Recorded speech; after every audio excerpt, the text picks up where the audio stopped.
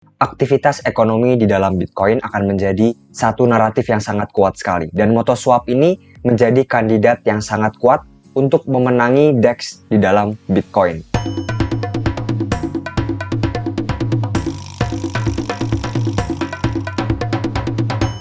Halo semua, selamat datang di channel Pace Crypto. Hari ini saya akan membahas tentang Moto ataupun MotoSwap. Mengapa saya sangat bullish sekali terkait meta protokol CBRC20 dan juga projectnya yaitu adalah MotoSwap. Kita akan membahas cukup detail pada video kali ini terkait ordinals, runes, dan sebagainya. Ini sangat menarik sekali, kalian harus pantau ketat project ini. Oke, jadi yang pertama kawan-kawan, saya ingin membandingkan secara gamblang saja dan ini sebetulnya bukan sesuatu yang logis untuk kita pikirkan kawan-kawan, tetapi at least menjadi gambaran kasar bagaimana valuasi DEX dalam suatu blockchain. Kita tahu kawan-kawan di mana Ethereum memiliki market cap di sekitar 600 billion dollar ataupun 600 miliar dolar. Sedangkan Bitcoin di peaknya hari ini berada di sekitar 1.400 miliar dolar. Artinya sekitar 2 kali lipat lebih besar dibandingkan dengan Ethereum. Berikutnya jika kita cek kawan-kawan, DEX di dalam Ethereum yang paling baik terbesar adalah Uniswap ya. Dia memiliki valuasi sebesar 20 miliar dolar pada Ethereum kawan-kawan. Ini merupakan angka yang cukup besar sekali dan jikalau kita bandingkan DEX di Bitcoin sekarang, karena sekarang Bitcoin memiliki ladang baru, memiliki kasino baru untuk tempat bermain di dalam ekosistem Bitcoin, dan yang market cap-nya paling besar sekarang adalah Ordiswap memiliki market cap ratusan juta, tetapi untuk MotoSwap ini baru sekitar 60 juta dolar ataupun 0,06 billion dollar. Artinya sangat jauh sekali perbandingannya dengan kira-kira market cap dari Bitcoin ataupun kira-kira uang yang beredar yang mempercayai Bitcoin kawan-kawan. Artinya ada banyak sekali gap ataupun peluang untuk membangun DeFi di Bitcoin, terutama DEX ini. Nah, berikutnya sebetulnya ada banyak sekali project DEX di Bitcoin. Pada video kali ini saya ingin membahas yang native ataupun layer 1 Bitcoin. Jadi ada banyak sekali yang layer 2 Bitcoin, tetapi pada video kali ini kita akan membahas DEX yang native yang betul-betul anak Bitcoin. Nah, ada banyak sekali project. Yang pertama RuneX, ini sebetulnya juga menjadi tanda tanya ya kawan-kawan ya.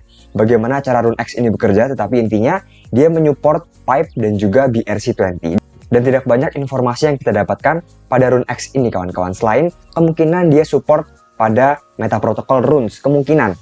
Berikutnya Orts kawan-kawan, ini cukup viral sekali belakangan ini dan ini menjadi first mover DEX di Bitcoin, terutama yang native ya. Tetapi ada beberapa tanda tanya besar bagi saya kawan-kawan terkait Orts ini, di mana mengapa token mereka ERC20. Berikutnya ada banyak kerjasama yang menjadi tanda tanya saya terkait Ordiswap ini. Berikutnya ada MotoSwap, ini akan kita bahas pada video kali ini.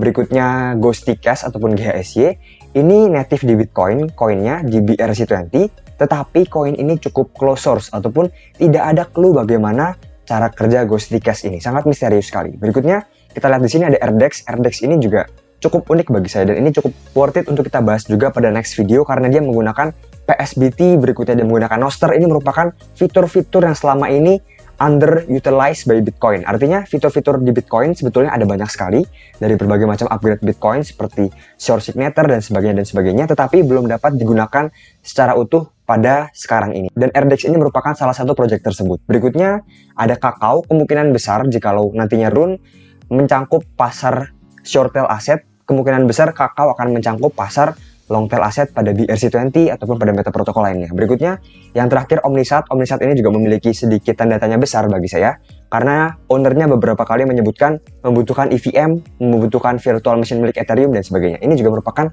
tanda tanya besar bagi Omnisat. Nah, sekarang kita akan bahas kawan-kawan, siapakah kira-kira yang hanya gimmick? Karena ini merupakan pertanyaan yang paling penting ataupun yang paling signifikannya. Jadi ada beberapa parameter yang ingin saya pantau. Yang pertama, apakah tokennya ERC20 ataupun kenapa dia tidak menggunakan native meta protokol Bitcoin token seperti BRC20 ataupun TAP ataupun CBRC20 dan sebagainya. Mengapa tokennya dalam ERC20? Ini merupakan tanda tanya besar bagi saya. Berikutnya yang kedua, timnya kawan-kawan. Apakah timnya betul-betul mengerti dunia ordinals ini dan juga dunia meta protokol Bitcoin?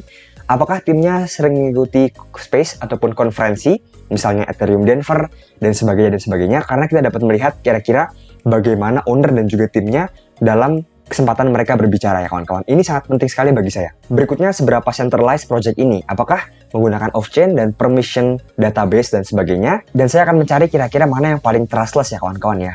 Memang tidak ada yang betul-betul trustless ataupun decentralized pada Meta Protocol ini untuk sekarang, tetapi visi ke depan semua project adalah decentralized. Berikutnya kita lihat di sini di mana Meta Protocol siapakah yang support programmability. Mungkin kalian semua tahu bahwa BRC20 tidak support programmability, hanya dapat menjalankan logika-logika dasar dan juga sederhana.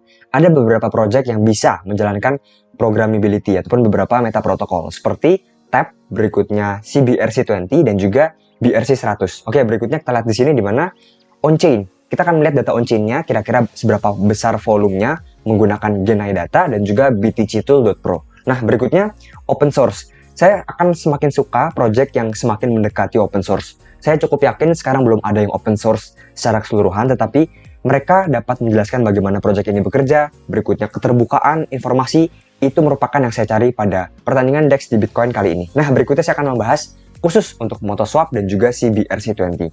Mengapa saya menjadi sangat bullish sekali terkait CBRC20? Karena saya menonton beberapa founder ataupun timnya berbicara dan mereka sangat paham sekali terkait ordinals. Bahkan ini jauh melebihi banyak orang di ordinal sekarang. Dan tim mereka terdiri dari BTC OG ataupun orang-orang yang sudah lama sekali bermain di Bitcoin, developer di Bitcoin. Jadi saya sangat bullish sekali terkait CBRC20. Pertama kita akan melihat untuk on-chain datanya. Kita akan menggunakan Genai Data yang sebelah kiri dan juga kita akan menggunakan BTC Tool yang sebelah kanan. Volume terbesar sekarang untuk protokol tetap di tab miliknya Track ya.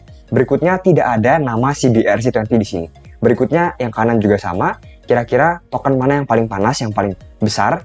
Kita lihat di sini adalah TAP juga kawan-kawan, TAP dan juga BRC20 dan juga ARC20 ataupun Atomicals. Jadi nama CBRC20 belum seterkenal itu sekarang, tetapi saya sangat yakin sekali terkait masa depan dari CBRC20 ini karena mereka sangat cerdas, sangat baik sekali produknya dan ini OTW akan dikenali oleh pasar sebentar lagi saya rasa kawan-kawan. Berikutnya kita lihat di sini di mana mereka sangat sering sekali mengikuti konferensi dan juga banyak acara lainnya. Seperti mereka diundang di Block Runner, ini sangat baik sekali terkait ordinals, mereka sangat paham sekali bagaimana cara mengotak-ngatik ordinals dan sebagainya. Berikutnya, mereka juga tampil di Ethereum Denver, dan saya rasa ini sangat penting sekali karena ini merupakan acara developer akan mulai aware kira-kira kehadiran dari Bitcoin DeFi. Berikutnya, mereka sering sekali berdebat di Twitter Space bersama dengan orang-orang ordinals lainnya, termasuk Domo, pembuat BRC20, dan juga pembuat Omnisat dan sebagainya. Ini sangat penting juga untuk kira-kira kita melihat kira-kira project mana yang sebetulnya legit dan juga hanya branding saja. Nah, ini merupakan beberapa faktor yang dapat kalian cek sendiri. Sekarang saya akan masuk ke dalam tahap teknisnya di sini. Ini sangat seru sekali kawan-kawan karena menurut saya ini sangat besar sekali perkembangannya dibandingkan dengan Meta protokol lainnya. Yang pertama, untuk inscription kawan-kawan pada CBRC20 ini menggunakan sesuatu yang bernama Seaborg ya. Intinya ini mengkompresi JSON file sebanyak 60%. Jikalau hampir semua Meta protokol sekarang, mereka menginscription ataupun mereka mencatat yang namanya JSON file. Ini cukup besar filenya, sehingga apa? Sehingga untuk transaksi biaya cukup tinggi kawan-kawan. Sedangkan CBRC20 ini mereka menggunakan Seaborg ya. Intinya mereka mengkompresi file tersebut agar apa? Agar lebih murah fee-nya. Berikutnya, untuk indexer ataupun ini merupakan virtual machine ya. Jadi sebetulnya virtual machine ataupun mesin dalam Meta protokol ini adalah indexer. Indexer sangat penting sekali dalam Meta protokol dan yang paling unik dari MotoSwap adalah di mana indexernya bisa di-upgrade. Kalian pasti tahu BRC20 buatan Domo tidak pernah ada update dari awal mula dia dibangun. Tidak ada update karena tidak bisa kawan-kawan. Sedangkan pada MotoSwap ini ataupun CBRC20 ini hal tersebut dapat dilakukan. Berikutnya yang cukup unik juga di mana klien yang mereka gunakan ordinals kliennya versi 0,9. Tidak ada sepertinya Meta protokol lain yang menggunakan versi ini. Ini akan meningkatkan keefektivitasan dari indexer kawan-kawan. Intinya indexer akan bekerja lebih ringan dan juga syarat untuk menjadi indexer akan sangat ringan sekali. Ini sangat penting untuk skalabilitas dari CBRC20. Berikutnya kita akan membahas tentang MotoSwap dan mengapa saya sangat kaget sekali dengan bagaimana MotoSwap ini bekerja. Jadi MotoSwap ini sebetulnya adalah hard fork dari Uniswap versi 2. Uniswap merupakan protokol paling terkenal di Ethereum dan MotoSwap ini tanda kutip hard fork dari Uniswap versi 2. Jadi tim dari CBRC20 ini membuat MotoSwap dengan cara mereka menyalin kode dari Uniswap, berikutnya mereka merasukannya pada indexer di CBRC20. Jadinya ini fitur yang sangat aneh sekali. Lalu apa gunanya Bitcoin? Bitcoin akan menjadi data layer. Jadi jikalau Ethereum sekarang data layer dan juga execution layer berada pada satu hal yang sama. Sedangkan pada konsep ini, paradigma baru ini, nantinya Bitcoin akan menjadi data layer ataupun data tempat suatu signal ataupun perintah digaungkan. Lalu berikutnya untuk eksekusi terjadi pada indexer. Ini sangat unik sekali paradigma yang cukup baru sekali kawan-kawan. Nantinya apa? Nantinya hampir semua DeFi di Ethereum dapat di hard fork ataupun dapat dipindahkan ke dalam meta protokol CBRC20. Ini sangat unik sekali ya kawan-kawan. Berikutnya, Xmail. Dia memiliki fungsi yang bernama Xmail dan dia menyebutkan tidak ada meta protokol lain yang memiliki fungsi sama dengan Xmail kecuali Tap kawan-kawan. Jadi yang paling mendekati fungsi dari Xmail adalah Tap. Ini lebih untuk airdrop, berikutnya transfer peer-to-peer dan sebagainya. Tapi intinya ini sangat penting sekali karena dengan tidak adanya airdrop, berikutnya peer-to-peer transaction, akan sangat aneh sekali untuk pengalaman kita di dalam meta protokol. Berikutnya, apa kira-kira missing link-nya? Yang pertama, nantinya si BRC20 ini akan menggunakan account-based model. Sangat berbeda sekali jika kita menggunakan BRC20 sekarang dan juga meta protokol lainnya. Jika kita ingin transfer suatu aset kita juga harus mentransfer Bitcoin. Intinya ini kurang efisien dan mereka telah membuat inovasi baru, yaitu mereka melakukan pendekatan dengan menggunakan account-based model, seperti yang dilakukan oleh Ethereum, Solana, dan juga Avax. Berikutnya, Ethereum dapat melakukan pindah-pindahan DeFi menuju CBRC20 dengan adanya fitur tadi. Berikutnya, ini merupakan faktor eksternal di mana kemungkinan Rune akan mengecewakan banyak orang. Ini sebetulnya hanya sebuah teori, tetapi ada banyak sekali developer dalam dunia meta protokol Ordinals ini menyebutkan sebetulnya Rune ini hanya bagus di dalam branding saja. Dia tidak memiliki fungsi yang signifikan yang baru seperti kebanyakan meta protokol lainnya. Jadi jikalau nanti betul-betul Rune tidak memuasi hasrat ataupun imajinasi para investornya, ini cukup berbahaya. Investor akan mencari project baru ataupun meta protokol baru yang kira-kira memiliki fungsi baru yang lebih fresh, yang lebih berguna dan sebagainya. Nah, sekarang kita akan bahas MotoSwap ini sangat mirip dengan Uniswap, di mana ada fee untuk transaksi sebanyak 1%. Berikutnya fee ini akan digunakan untuk memberikan reward untuk para Moto staker. Jadi nantinya Moto ini dapat di stake. Berikutnya 0,6% tentunya untuk liquidity provider kawan-kawan. Karena mereka telah menyediakan likuiditas, mereka sangat berhak sekali untuk mendapatkan fee kawan-kawan. Ini sangat unik sekali, ada revenue sharing di sini, real yield. Berikutnya secara back end juga sangat baik sekali. Sekian dari saya, semoga bermanfaat.